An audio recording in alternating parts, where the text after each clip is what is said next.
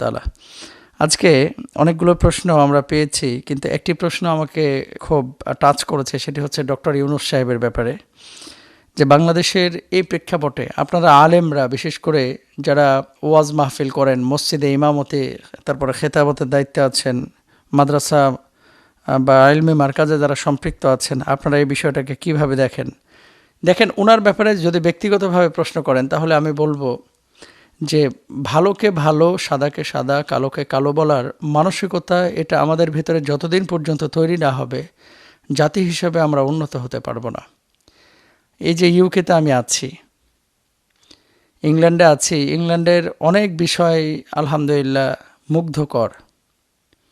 এর মধ্যে কিছু বিষয় থাকতে পারে যে অমুসলিম দেশ, এখানে তো অনেকে শরাব পান করে। তো আপনি যদি শরাব পান না করেন, আপনাকে তো কেউ জোর করে পান করায় না, তাই না? তারপরে এখানে তো অনেকে বিয়ে শাদী করে না। তো মুসলমানদের মধ্যে তো অনেকে বিয়ে শাদী করে না। আমি বলছি যে পাপকে পাপ হিসাবে আপনি গ্রহণ না করলে কেউ আপনাকে জোর করে পাপ করাবে না। এখানে আলহামদুলিল্লাহ অনেক ভালো ভালো মানুষ আমরা দেখছি। এই পাপের, বিশেষ করে শরাব, তারপরে আপনার হারামের অনেক অপশন আছে শরিয়ার দৃষ্টিতে যেগুলো হারাম, তারপরে নিজেকে হারামের মধ্যে আবদ্ধ করছে না, আপনাকে জোর করে তো কেউ হারামের সাথে সম্পৃক্ত করছে না।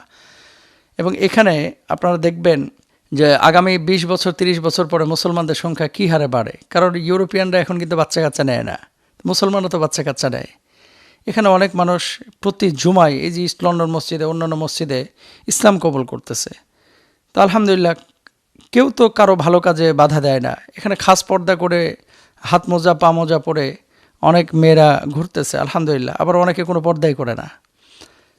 তো স্বাধীনতা এখানে দেয়া আছে। এদেশের প্রধানমন্ত্রী, তিনি সিট বেল্ট না বাঁধার কারণে কৈফিয়তের মুখোমুখি হন। এদেশের প্রধানমন্ত্রী, তিনি সাইকেল চালিয়ে অফিসে যান, তিনি মেট্রো ইউজ করেন। এখানে আমরা দেখি যে বিভিন্ন জায়গায় এমপিরা রাস্তায় হেঁটে যান, কেউ তাকায় না। তারপরে লিডাররা রাস্তায় দাঁড়িয়ে একসাথে আপনার খাবার গ্রহণ করছেন অথবা খাবার ক্রয় করছেন।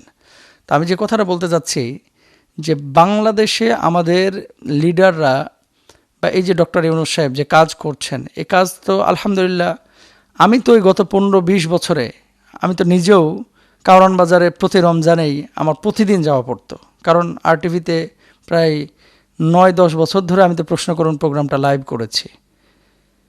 এবং বাজারে ঢুকলে হা হতাশ, কী হতো প্রতি রমজানে, কী হতো প্রতি ঈদে, আমরা সবাই দেখেছি। তো সেই রমজান, সেই ঈদ থেকে এবছর অনেক বেটার ঈদ এবং রমজান গিয়েছে আমাদের বাংলাদেশের মানুষের, অস্বীকার আপনি করতে পারবেন না। এখন আপনি যদি কোনো দল করেন, সেটা আপনার একান্ত ব্যক্তিগত ব্যাপার, কিন্তু আমি সেই দলের সমর্থক বিধায় এনার সমালোচনা করতে হবে, এই মানসিকতা থাকলে আপনি উন্নত মানুষ হতে পারবেন না। দল আপনি যেটাই করেন না কেন, ভালোকে ভালো বলা এবং সাদাকে সাদা বলার মানসিকতা আপনার ভিতরে থাকতে হবে।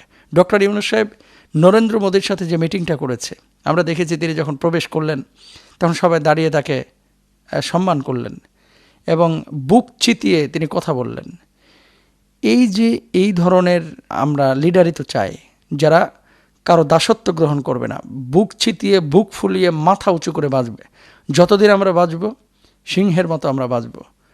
1000 বছর শার্দুলের মতো বাঁচার চাইতে সিংহের মতো এক মুহূর্ত বাঁচা অনেক উত্তম।